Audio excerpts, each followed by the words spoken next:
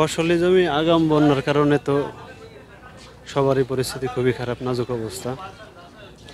উপর বৃষ্টি, বসত বাড়ি তো প্রায় মানে 1/3 তলায় গেছে পানির নিচে।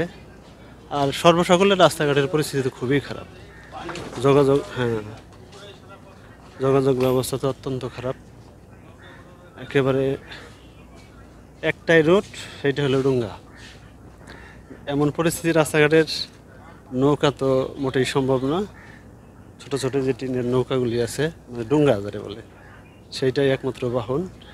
আর এইটার মধ্যে তো যদি মনে করেন যে একটা শিশু বাচ্চা বা মহিলাদের কোনো জরুরি প্রয়োজনে কোথাও যাইতে হয়, মারাত্মক ঝুঁকি, 100% ঝুঁকি আর কি। আমাদের বিটিতে গরম নাই, কষ্টই হয়েছে আমাদের সব দিকে অসুবিধা হয়েছে। আমাদের এই বন্যার কষ্টতে আমাদের খোঁজ কেউ লিছে না, কেউ দেখছেও না, কেউ লিছেও না। আমাদের অনেকই কষ্ট হয়েছে। কষ্ট এখন কোনো জায়গায় যাত না পারলে তো কষ্ট হয়।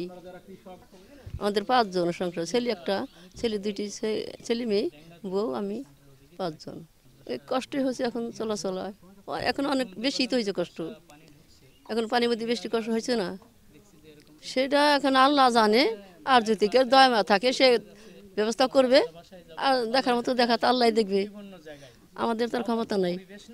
আমাদের এখানে অনেক সমস্যা। আমাদের এখানে হইতেছে প্রথমত আমাদের যাতায়াতে অনেক কষ্ট, আর আমাদের বন্যায় প্লাবিত অনেক মানুষ ঘর ছাড়া, এখন তাদের থাকার মতো পরিবেশও নাই। আর দ্বিতীয় কথা হইতেছে আমাদের চিলমারি এবং রামকৃষ্ণপুর যে ইউনিয়নের যে এতগুলা মানুষ, প্রায় 25 থেকে 30,000 মানুষ। এই মানুষগুলো আমরা অনেক কষ্টে আছি।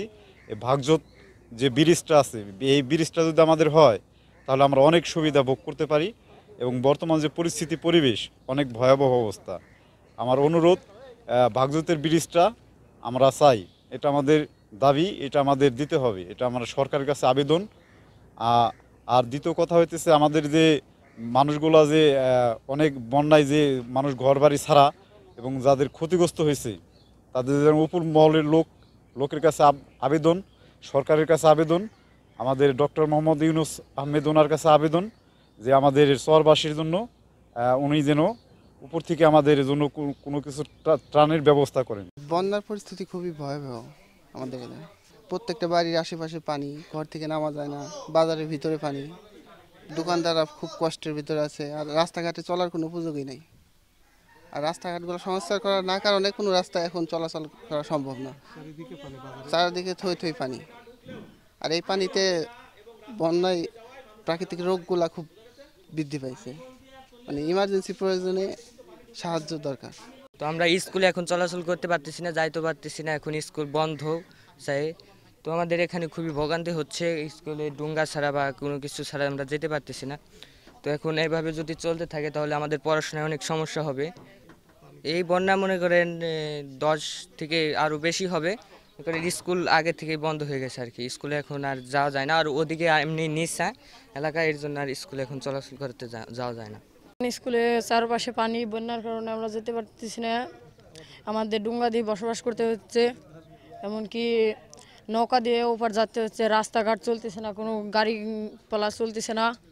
চাচ্ছি একটু ব্রিজটা করে দিক, ব্রিজটা করলে আমরা ভালোভাবে যেতে পারবো স্কুলে। এমনকি শহর এলাকা হয়ে যাবে, অসুস্থ হলে কোনো ডাক্তার নাই, এমনকি শহরে যেতে গেলে নৌকা ছাড়া হবে না, নৌকা না থাকলে। 5 নম্বর রামকৃষ্ণপুর ইউনিয়ন, ভাঙ্গন কবলিত ইউনিয়ন। এই ইউনিয়নে প্রতি বছরে বন্যা হয়। এবারও সেই প্রতি বছরে নেয়, এবারও বন্যা হয়েছে। প্রায় আগস্ট মাসের প্রথম দিকে শুরু হয়েছে, এখন পর্যন্ত অদ্যাবধি পর্যন্ত পানি প্রতিদিন 8 ইঞ্চি 9 ইঞ্চি করে বেড়ে চলছে। কৃষকের করুণ অবস্থা, যেহেতু তাদের মরিচ, কলা গাছ, তারপরে ধান, সবজি সব বন্যার পানিতে ডুবে গেছে।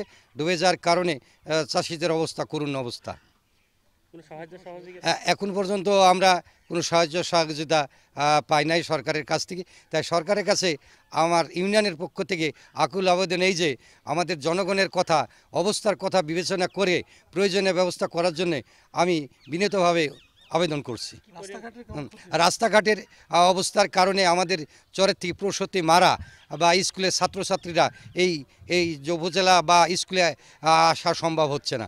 রাস্তায় আমাদের প্রায় 30,000 মানুষ পানিবন্দী অবস্থায় আছে। যদি এইভাবেই পানি বাড়তে থাকে তাতে করে আমাদের যে ড্যাঙ্গাটুকু আছে এই নদীর এই পারে সেটুকু আমরা মনে করছি কয়েকদিনের মধ্যে পানি সব ভরে যাবে।